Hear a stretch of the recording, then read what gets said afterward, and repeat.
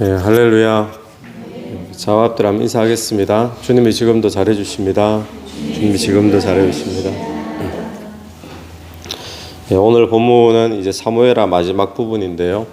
이 다윗이 마지막으로 하는 말이라 이렇게 시작을 합니다. 그래 마치 이 다윗의 어떤 유언적인 말, 자기 인생 전체를 돌아보는 말 그렇게 될 수 있겠죠. 근데 1절을 보면 다윗이 자기 자신을 가르쳐 가지고 뭐라고 표현하는가 하면 높이 세워진 자, 또 야곱의 하나님께로부터 기름 부음 받은 자, 또 이스라엘의 노래 잘하는 자, 그러니까 높이 세워진 자, 기름 부음 받은 자, 노래 잘하는 자, 그렇게 이야기를 합니다. 노래 잘하는 자 그러면 찬양을 잘하는 자 또는 예배를 잘하는 자 이렇게 볼 수도 있겠죠. 높이 세워졌다. 본인도 알았던 겁니다. 또 하나님께서 자기를 또 기름 부어주시고 높이 세워주신 것. 자, 어떻게 이렇게 되어졌는가? 다윗의 인생이 오늘 또 저와 여러분의 삶이 하나님이 높이 세워주는 그런 인생 되기를 간절히 바랍니다. 또 예배가 늘 풍성한 그런 삶이 되기를 또한 축원합니다. 다윗의 인생은 어떻게 해서 그렇게 되어졌는가? 여러 가지 이야기 가운데 우리가 실마리로 볼 수 있는 것이 2절의 말씀을 통해서 볼 수 있습니다. 여호와의 영이 나를 통하여 말씀하시며 그의 말씀이 내 혀에 있도다. 여호와의 영이 다윗의 삶에는 하나님의 영이 지배하고 다스리는 그런 삶이었는 줄로 믿습니다.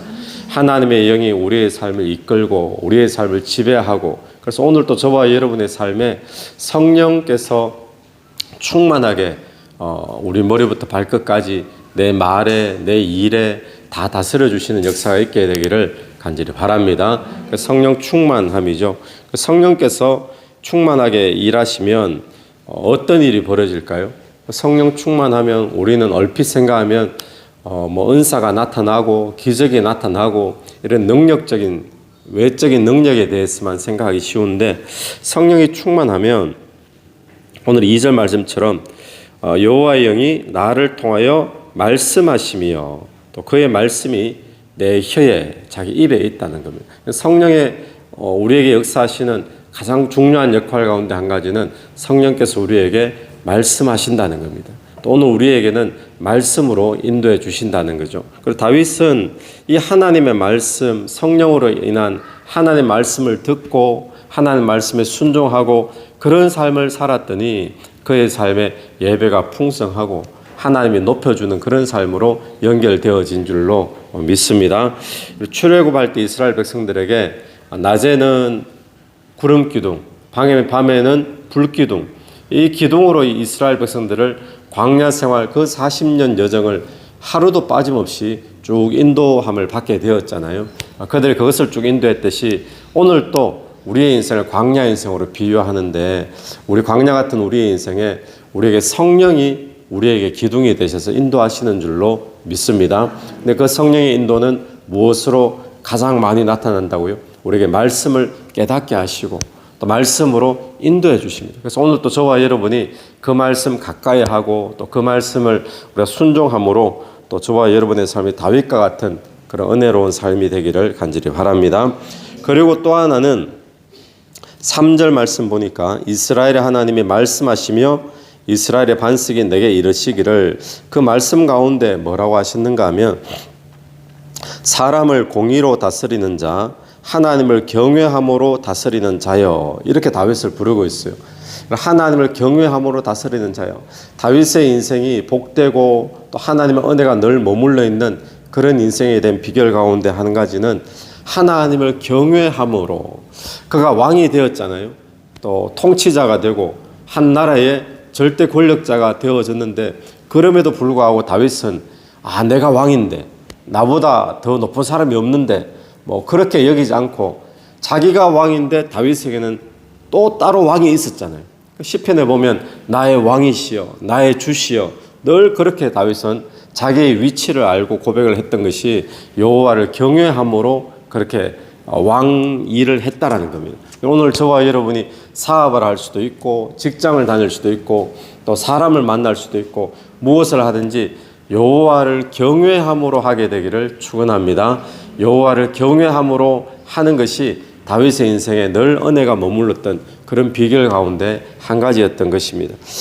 그러니까 4절에 보니까 그는 돋는 해의 아침빛 같고 구름 없는 아침 같고 비 내린 후에 광선으로 땅에서 우미 돋는 새 풀 같으니라. 좋은 이야기들만 적혀있죠. 빛이 있고 빛이 머물고 새싹이 막 돋아나고, 또 5절 내 집이 하나님 앞에 이같이 아니하냐. 하나님이 나와 더불어 영원한 언약을 세우사 만사에 구비하고 견고하게 하셨으니 나의 모든 구원과 나의 모든 소원을 어찌 이루지 아니하시랴.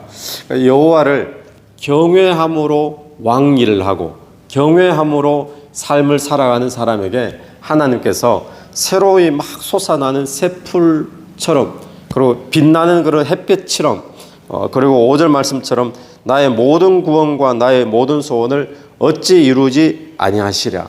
오늘 이런 은혜가 저와 여러분에게 있게 되기를 바랍니다. 그런데 어떤 사람에게요? 여호와를 경외함으로 삶을 사는 사람에게. 오늘 또 우리에게 두 가지 말씀을 붙잡는다면, 첫 번째는 우리 안에 성령이 오늘 또 말씀하십니다.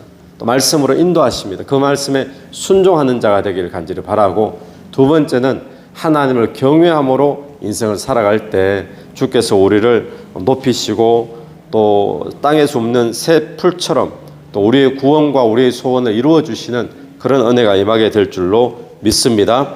이 다윗에게 세 명의 신복이 있었던 것을 우리에게 또 이야기를 합니다. 다윗의 용사들이 많았지만 그 중에 8절 보니까 요셉 바세벳이라고도 하고 에센 사람 이렇게 나오죠. 아디노라고도 하는 그리고 또 9절에는 엘라살, 또 11절에 삼마, 이렇게 이제 대표적으로 세 명을 이야기하는데, 하나님의 나라는요 다윗을 통해서만 이루어진 것이 아니었다는 것을 우리는 기억해야 됩니다. 우리는 다윗 그냥 다윗을 통해서 이렇게만 생각하잖아요. 그런데 다윗을 통해서지만 하나님은 이 세 사람을 통해서도 하나님의 나라는 이루어졌다라는 사실을 기억해야 되죠. 그래서 오늘 또 여러분 마찬가지인 줄로 믿습니다. 오늘 또 우리가 유명한 어떤 선교사님, 또 유명한 어떤 목사님, 역사에 막 남을 만한 우리가 생각하는 누구 있죠? 우리 교회 역사에도 최건능 목사님, 또 손양한 목사님, 이런 막 목사님들을 통해서 하나님 나라가 확장되고 교회가 부흥되었구나. 우리는 타이틀만 딱 생각하는데, 근데 그 안에 들어가면 이 세 명의 신복들처럼 하나님 나라의 위대한 동력자들, 그런 평신도들, 그런 사람들을 통해서 하나님은 하나님 나라를 이루어가고 계시다라는 겁니다. 여러분이 지금 서 있는 자리가 다 있습니다. 저는 목회자로 서 있지만 여러분은 또 집사로, 또 권사로, 때로는 평신도로, 또 여러분의 삶의 현장에서 여러분이 서 있는 곳에서 주께 충성하는 자 되어서 주의 나라 확장에 쓰임받는 인생 되기를 간절히 바랍니다. 또 유명한 이야기 하나가 등장하죠. 다윗이 이렇게 이야기를 했어요. 15절에 다윗이 소원하여 이르되 베들레헴 성문 곁 우물물을 누가 내게 마시게 할까 하며, 이 말은 어떤 뜻일까요? 다윗에게 옆에 있는 사람들에게 그냥 눈치 주면서 내가 물이 정말 마시고 싶은데 좀 눈치껏 알아서 좀 가져와라, 저 물 좀 떠와라, 이런 표현이었을까요? 아니면 다윗의 고향이 베들레헴이잖아요. 그 고향 생각하면서 지금 블레셋 쪽에 들어가 있으니까 저 물 내가 옛날에 마셨는데 누가 내게 좀 떠줄 사람이 있을까, 그냥 혼자 하는 이야기잖아요. 마시고 싶다라는 그런 이야기인데, 근데 이 말이 사람들에게 어쩌면 왕으로서 철없는 말일 수도 있고 또 별 생각 없는 말인데, 이 말을 흘려 듣지 않은 사람들이 있었다는 겁니다. 이 별 생각 없는 왕의 말을 흘려 듣지 않고는 새겨 듣고 이 물을 직접 가가지고 떠온 사람이 있죠. 가서 떠오면 되는 물이 아니고 이 물을 떠오기 위해서는 싸워야 됩니다. 목숨을 걸어야 되고 적진 중간을 막 돌파를 해야 되고, 그런데 그런 목숨 걸고 이 말을 허투루 듣지 않고 떠온 사람들이 있었다는 것입니다. 여기서 우리가 생각하는 것은 뭔가 하면, 다윗이 이 물을 먹습니까? 못 먹습니까? 못 먹잖아요. 왜냐하면 자기 그 부하들의 목숨 걸었던 물인데 이 물을 못 먹고는 다윗이 다짐을 하죠. 내가 가진 이 권력을 나의 욕심을 위해서 쓸 것이 아니라 내가 주의 나라 위에 주의 백성들을 위해서 서겠다 한 번 더 다짐을 하게 되어지죠. 다윗의 마음이 어땠을까요? 물을 떠왔을 때 얼마나 기뻤겠습니까? 또 얼마나 감격스러웠겠습니까? 여러분 오늘 또 저와 여러분이 충성이라는 것을 한번 생각해 보는데 충성이 뭔가 했을 때 이 사건에 비추어 보면 첫 번째는 하나님의 말씀, 작은 말씀이라도 허투루 듣지 않고 새겨 듣는다는 겁니다. 흘려 듣지 않고 하나님의 말씀을 기억하면서 두 번째는 충성이 뭐죠? 삶에서 자기의 인생에 손해가 오고 위협이 올 수 있고 또 위험에 처해질 수 있지만 그 하나님의 말씀대로 몸을 한번 던져보는 거예요. 그리고 행해보는 겁니다. 여러분 그런 것이 있을 때 하나님의 마음이 얼마나 흡족하시겠는가. 다윗의 마음처럼. 오늘 저와 여러분이 주의 말씀, 성령께서 우리에게 말씀하시고 말씀을 주시는데 하나님의 말씀을 우리가 흘려 듣지 않는 그런 은혜가 있게 되길 간절히 바랍니다. 가만히 듣고만 있는 자가 아니라 우리가 모험이 따르지만 그 말씀대로 내가 실행을 해보고 순종해보고 그것이 하나님 앞에 충성이 되어지죠. 오늘 그런 세 명이 있었으니까 다윗을 통해서 뿐만 아니라 그들을 통해서도 하나님 나라가 세워진 줄로 믿습니다. 오늘 또 저와 여러분의 삶에 이 다윗처럼 은혜가 늘 머무는 그런 복된 인생 되기를 간절히 축원합니다. 기도드리겠습니다. 하나님 아버지 은혜를 감사합니다. 오늘 또 우리의 인생을 뒤돌아볼 때 하나님의 은혜요 또 하나님께서 우리를 높이시고 세워주셨다라고 고백할 수 있도록 도와주옵소서. 우리에게 성령께서 지금도 다윗처럼 우리에게 말씀하여 주시는 줄로 믿습니다.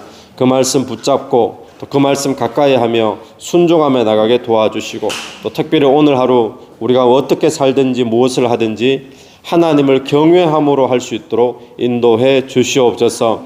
주의 나라는 다윗을 통해서 뿐만 아니라 다윗과 함께한 동력자들을 통해서도 주의 나라가 이루어진 줄로 믿습니다. 오늘 또 우리의 삶이 하나님의 말씀을 흘려듣지 말고 새겨들어서 순종하는 삶이 될 수 있도록 인도해 주옵소서.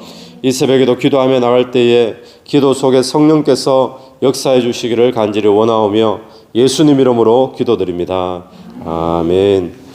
오늘 예수 이름으로 승리하시는 하루 되길 바랍니다. 네.